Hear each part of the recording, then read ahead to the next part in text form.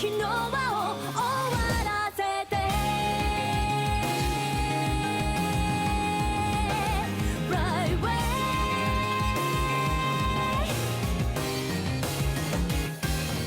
Released in Japan under the name Black Rose Valkyrie last summer, Compile Heart's latest jrpg is another solid entry in their lineup of games. Known as Dark Rose Valkyrie here in the West, fans of Compile Heart already have a basic idea of what to expect before even starting the game. Featuring character designer Kosuke Fujishima and scenario writer Takumi Miyajima, both from the Tales of series, I had high hopes that this game would be the best outing for the developers to date. While that isn't the case, I still thoroughly enjoyed my time spent with the Anti-Chimera Interception Division.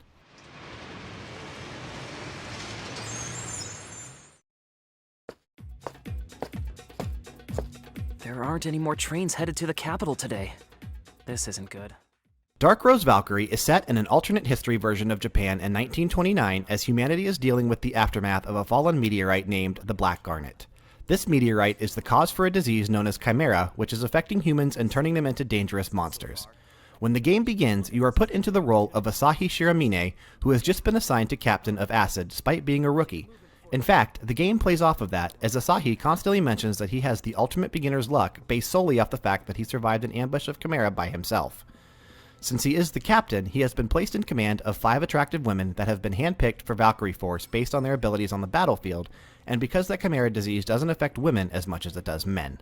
Mixing elements of Japanese role-playing games with a visual novel style in the way of Phoenix Wright or Danganronpa, there is a lot to enjoy here. For a majority of the game, you'll be accepting missions from the command center, exploring the world in dungeons, and partaking in battles with various enemies in Chimera. The rest of the game is spent relationship building with your teammates and crew inside of the Valkyrie Force headquarters. Anytime you see a red exclamation mark, that means it's a main story scene and should be saved to the very end.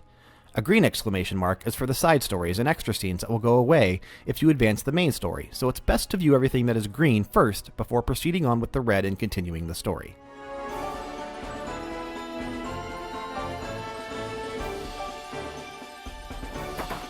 In terms of the visual novel mechanics, there is a unique thing within Dark Rose Valkyrie where 2 of your teammates will eventually turn on you. Who it ends up being is completely random with each game, but the times in which they do appear to be set. I'm not sure on the specifics on how the game determines who the traitor will be, but it appears it may be based off of your relationship with each character, the answers you provide to the characters during all of the individual scenes, the answers you select at the beginning of the game, and how well you do during the interview phases. You are free to select the character you want to interview and the person you want to ask them about. You can also have Kana, the cook in HQ who also specializes in investigations, interview people as well. Once all the questions have been asked, you are tasked with comparing notes and inconsistencies and using that to eventually find out who the traitor is. It's a really cool concept that I wish would have been more implemented throughout the game. As I mentioned earlier, anyone that has played a Hyperdimension Neptunia game, Fairy Fencer F, or a Mega Quintet is going to feel right at home with Dark Rose Valkyrie. Exploration seems to be a consistent mechanic across all of these titles, and it is done in the very same way. You enter a world map or dungeon, and then it is up to you to uncover the sections of the map and fully explore to your heart's content. The game's version of treasure chests, little blue orbs, can be found throughout each area and will reward you with various items for uncovering them. I have a weird obsessive-compulsive thing that requires me to physically explore every inch of the map and reveal the fog of war, but thankfully, this is as fun as ever thanks to the battle system. Commencing operation. In what can only be described as beautiful chaos, Compile Heart has taken their traditional tactical weight battle system to the next level.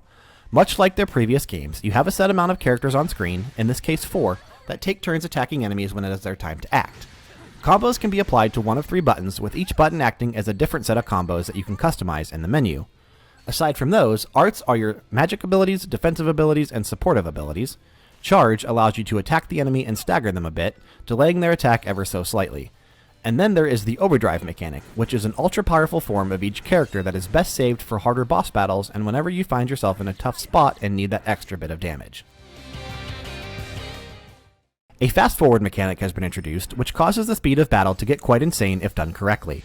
Once you get comfortable with the battle system and learn the ins and outs, which takes a few hours, you can go into the menu screen and set the game to skip certain animations to speed up the battles so they don't seem to drag on forever. You'll be able to watch the character portraits on the left-hand side of the screen speed up until it is their turn, and the actual player characters and enemies are flying around all over the place. It was fairly humorous, and I ended up leaving this on for a majority of the game to make the battles go quicker. One thing I really enjoy doing is grinding out extra levels and being more powerful than necessary before major boss battles, so this little trick really helped in that regard and made it even quicker than usual. And the girls. The level of customization with your weapons, known as tactical combat systems, is impressive. You are free to add any additional parts or sections onto your weapons once you have the marks and can afford to do so. This opens up an even greater number of attacks that can be assigned in the combo section and how much damage each character's weapons will do. Playing around with and finding the right combination of parts and combo attacks will truly make some of the tougher battles go a lot smoother.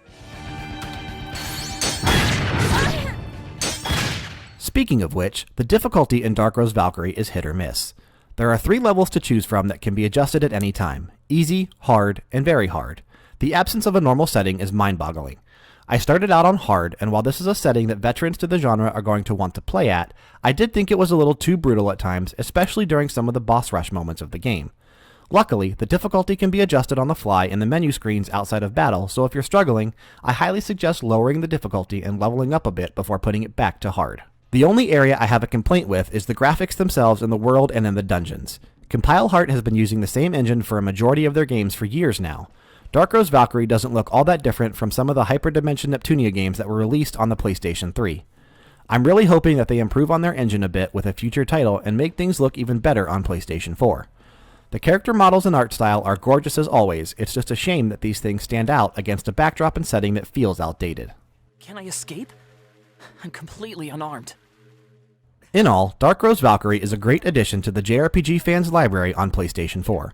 While this game certainly isn't going to be for everyone, it is going to appeal to the diehards who are itching for more Compile Heart games, those looking for a deep system with their next role-playing game, or anyone looking for a unique mechanic with the trader and interview system.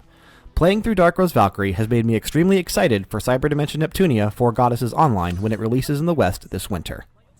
Captain, do you ever wonder what it might be like to get shot in the face? I'm sorry. I'll take the practice seriously.